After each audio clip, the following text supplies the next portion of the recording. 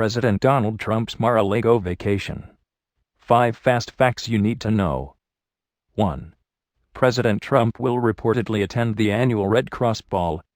President Trump this weekend is expected to attend the 60th annual Red Cross Ball, which is being held at Mar-a-Lago on Saturday, February 4th. According to the Palm Beach Daily News, this is a yearly fundraiser put on by the humanitarian organization, and the Palm Beach Daily News also reports that President Trump will be joined at the event by his wife, Melania Trump. According to the Miami Herald, the event was scheduled to take place at Mar-a-Lago before the November election. It has been held at Mar-a-Lago in the past, and Trump has been in attendance for prior events. Red Cross is now facing criticism for hosting the fundraiser at Trump's estate, especially in light of the president's recent executive order temporarily suspending the U.S. refugee program and halting immigration from 7 Muslim-majority countries. Some of the money the Red Cross raises this weekend will go to help those affected by President Trump's travel ban. The American Red Cross, when requested by local authorities, will provide basic support to stranded travelers affected by the recent executive order on immigration, including providing food and water at ports of entry, blankets, toiletries, and other aid, and health, mental health, and spiritual care services, Red Cross spokesperson Gene Hamrick told My Palm Beach. 2. Melania Trump will appear with the president for the first time since the inauguration. Melania Trump is expected to join President Trump on his trip this weekend. This will be the first time the president and the First Lady have been together since the inauguration. That's because Melania Trump has not moved into the White House yet and is instead living in New York while Barron Trump finishes the school year. She has made no public appearances at all in the past 2 weeks, sparking rumors that she might never move to D.C. at all. The First Lady just recently hired Lindsay Reynolds to be her chief of staff. This hiring usually takes place before the inauguration. One of Melania Trump's advisors said that the First Lady still intends to move to the White House. It has only been a short time since the inauguration, and the First Lady is going to go about her role in a pragmatic and thoughtful way that is unique and authentic to her, the spokesperson told the New York Times. 3. The trip will cost about $3 million. Politico reported this week that Donald Trump's weekend vacation will cost up to $3 million. That's hardly an unprecedented price tag. In fact, the only reason we have that figure is because Barack Obama took a trip to Palm Beach in 2013 that is virtually identical to Trump's, and the Government Accountability Office reported that Obama's Florida trip cost $3 million. Obama in February 2013 spent the exact same amount of time in Palm Beach as Trump is about to, but Trump over the years repeatedly criticized President Obama for taking frequent expensive vacations, and so it's worth noting that he is taking a similarly priced vacation 2 weeks into his presidency. 4. President Trump said in 2015 he would not take vacations as president. In June 2015, when Trump first launched his campaign, he said that if he won the presidency, he would not take any vacations. I would rarely leave the White House because there's so much work to be done, Trump told The Hill. I would not be a president who took vacations.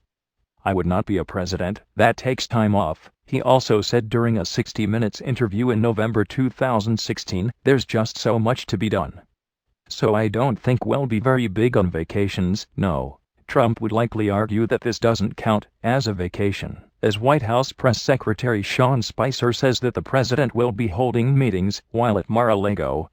That was often true of Obama's vacations too, though, according to the New York Times, when President Obama took a vacation at Martha's Vineyard in 2015, he spent a large part of it on phone calls trying to rally support for the Iran nuclear deal. Nancy Reagan once famously said, "Presidents don't get vacations." Nancy Reagan once famously said, "Presidents don't get vacations, they just get a change of scenery," promising not to take vacations as president, and then immediately taking a lot of them is not unique to Donald Trump, though. According to PolitiFact, Barack Obama made a similar pledge, saying during his 2008 campaign, "You give me this office, and in turn, my fears, doubts, insecurities, foibles, need for sleep, family life, vacations, leisure is gone. I am giving myself to you." He ended up taking 28 vacations throughout his 8 years in office. Trump had reportedly considered the idea of spending every weekend away from the White House. The New York Times reported in November that Trump was talking with his advisors about how many nights a week he will spend in the White House, and that he told them he would like to do what he is used to, which is spending time in New York when he can. During his presidential campaign, Trump flew back to Trump Tower every evening, regardless of how far from New York he was holding his late-night rallies. The president was mocked a few weeks ago for taking off his first weekend on the job. He was inaugurated on Friday, but he said he didn't consider his first day to be until Monday. Still, the president ended up getting a fair amount of things done that weekend, including a visit to the Central Intelligence Agency's headquarters the day after his inauguration. 5. There are expected to be protests outside of Mar-a-Lago.